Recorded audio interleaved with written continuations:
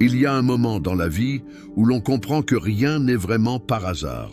Ce qu'on appelle coïncidence n'est souvent que la logique secrète du destin. Il se souvenait des mots de Carl Jung. Les rencontres les plus importantes ont été préparées par les âmes avant même que les corps ne se voient. Tout ce qu'il avait perdu, un ami, un travail, une opportunité s'était révélé. Plus tard, être une forme de direction cachée. Ce n'étaient pas des échecs, mais des réorientations silencieuses. Le destin n'est pas une ligne droite. C'est une mer capricieuse où seuls ceux qui apprennent à lire les vagues survivent. Et lui, après tant d'erreurs, commençait enfin à comprendre le langage des marées. Chaque fois qu'il résistait, il souffrait. Chaque fois qu'il acceptait, il avançait. Alors il s'est fait une promesse, ne plus jamais maudire ce qu'il ne comprend pas. Parce que derrière tout ce qui paraît injuste se cache une forme de préparation. Ce que tu appelles épreuve aujourd'hui, tu l'appelleras fondation demain. Nietzsche est, si tout ce que tu vis en ce moment, le doute, la solitude, les silences du monde, n'étaient qu'une initiation déguisée. Peut-être que la vie t'entraîne à devenir celui que ton futur attend déjà. Si tu crois que rien n'arrive par hasard, abonne-toi à Esprit Vainqueur. Chaque épisode est une clé pour comprendre ce que ton âme sait déjà. On pense souvent que les forts sont ceux qui ne plient jamais. C'est faux. Les vrais maîtres du destin savent se courber pour mieux se redresser. Le bambou qui plie est plus fort que le chêne qui résiste. Proverbe japonais, il a connu la perte, la trahison, les nuits où tout semble s'écrouler. Mais à chaque fois, quelque chose en lui refusait de céder totalement. Non pas par orgueil, par lucidité. Il avait compris que la souplesse est une forme supérieure de puissance. Le monde d'aujourd'hui glorifie ceux qui crient, ceux qui imposent.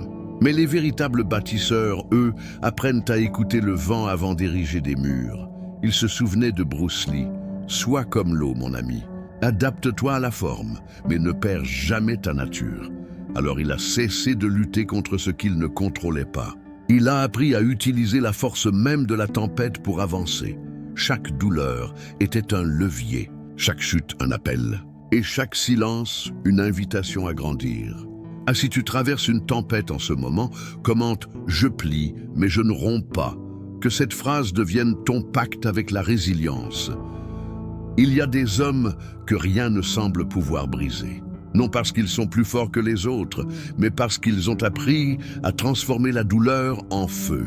Ce feu-là n'est pas visible. Il brûle dans le silence. C'est la flamme de ceux qui refusent de s'éteindre, même quand la vie les ensevelit. Il faut porter en soi un chaos pour enfanter une étoile dansante. Nietzsche, cette phrase, il ne la comprenait pas autrefois. Il pensait que la paix viendrait le jour où la douleur cesserait. Mais il s'est trompé. La paix ne vient pas quand tout s'arrête. Elle vient quand tu apprends à marcher avec la douleur sans qu'elle te consume.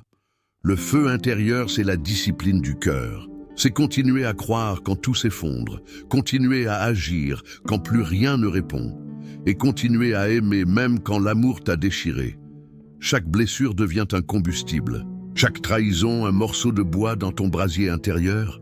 Ce feu ne détruit pas, il éclaire. Ceux qui allument une lumière pour les autres éclairent aussi leur propre chemin.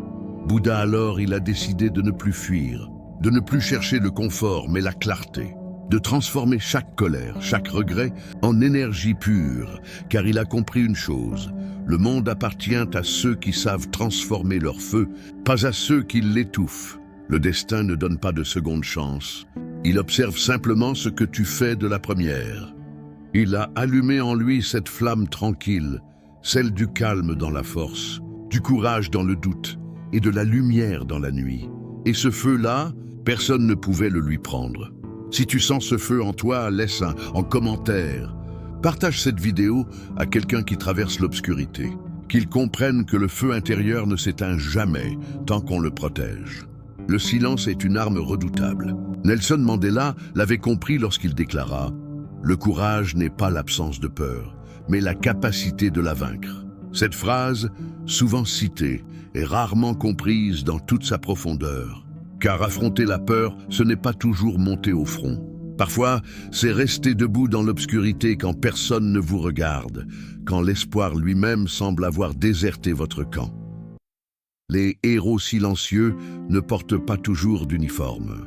Ce sont ces hommes et ces femmes qui, chaque matin, se lèvent malgré la douleur, malgré la fatigue, malgré le monde qui semble vouloir les écraser. Ils ne cherchent ni gloire ni reconnaissance, seulement la paix intérieure d'avoir tenu bon. Victor Hugo écrivait « La souffrance est un fruit. Dieu ne le fait pas croître sur des branches trop faibles. » Et c'est sans doute là, dans cette douleur transcendée, que naît la vraie force. Mais dans une époque où l'instantané règne, où la superficialité a remplacé la profondeur, la résilience se perd. On confond courage et bruit, détermination et exhibition. Pourtant, le vrai courage est souvent invisible. Il ne s'affiche pas, il se vit. Il se prouve en silence, par la persévérance, par le refus de céder au désespoir. Rappelle-toi, chaque fois que tu tombes, tu as une occasion de renaître différemment. Comme le disait Confucius, notre plus grande gloire n'est pas de ne jamais tomber, mais de nous relever chaque fois que nous tombons. Ces mots, vieux de plusieurs siècles, résonnent encore avec une force intemporelle. Parce que la chute n'est pas une fin, elle est une initiation, une mue, une preuve que tu es en chemin vers quelque chose de plus grand. Et si tu écoutes attentivement, tu remarqueras que toutes les grandes âmes partagent ce point commun. Elles ont toutes connu la douleur, l'échec, la solitude. Ce sont ces blessures, souvent invisibles, qui forgent leur lumière.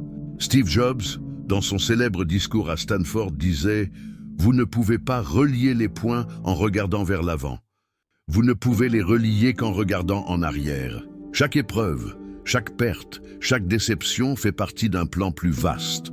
Un plan que l'on ne comprend que lorsque l'on a le courage de continuer. Si tu écoutes ces mots maintenant, c'est qu'au fond de toi, tu refuses d'abandonner.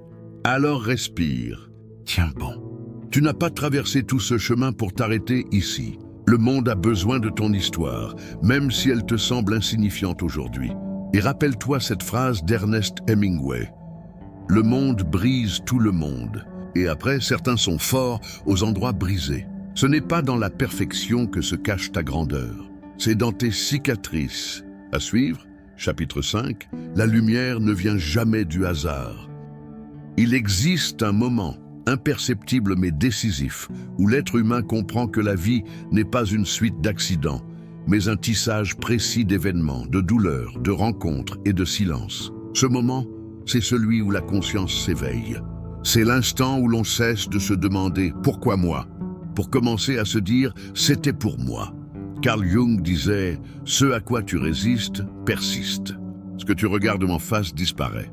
Cette phrase, bien plus qu'un simple adage spirituel, est une clé.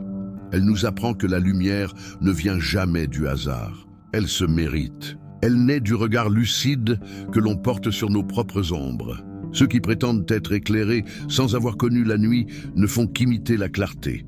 Il faut parfois tout perdre pour enfin voir. Perdre la sécurité, les illusions, les certitudes. C'est dans ce dépouillement que l'âme se purifie. Sénèque l'avait parfaitement compris lorsqu'il écrivait « Ce n'est pas parce que les choses sont difficiles que nous n'osons pas. C'est parce que nous n'osons pas qu'elles sont difficiles. » La peur est un miroir. Et celui qui ose s'y regarder finit toujours par découvrir un trésor caché. La force de continuer. Dans cette traversée, chaque pas compte, même ceux qui semblent inutiles. La vie n'écrit jamais au hasard. Elle trace des lignes que nous ne comprenons qu'après les avoir parcourues. C'est pourquoi il faut apprendre à faire confiance, non pas à ce que l'on voit, mais à ce que l'on ressent profondément. Il n'y a pas de hasard, il n'y a que des rendez-vous, disait Paul Éluard. Et si chaque douleur, chaque échec, chaque détour n'était en réalité qu'un rendez-vous avec une version plus forte, plus claire, plus entière de toi-même? À cet instant de l'histoire, prends une seconde pour réfléchir à ta propre lumière. Ce feu intérieur qui refuse de s'éteindre, même dans la tempête. C'est lui, ton vrai guide, c'est lui qui t'a conduit jusqu'ici, à écouter ses mots, à chercher un sens là où d'autres n'en voient plus. Léonard de Vinci disait « La lumière naît des ténèbres ». Et c'est vrai, il faut connaître la nuit pour comprendre le jour. Chaque larme, chaque perte, chaque silence porte en elle la promesse d'un lever de soleil. Mais ce soleil n'apparaît jamais par hasard. Il se lève pour ceux qui ont eu le courage d'attendre, de croire, de persévérer malgré tout. Alors, quand la vie semble te frapper encore et encore, ne demande plus « pourquoi moi ?», mais plutôt « pourquoi maintenant ?» Car si tu es dans l'épreuve, c'est que ton âme est prête à grandir. Rien de grand ne naît du confort, rien de durable ne se forge sans feu. Souviens-toi, le hasard ne crée pas la lumière, il la révèle. Et si tu es en train de l'entendre aujourd'hui, c'est que ta propre lumière commence à percer. Fin de la série, La force de renaître.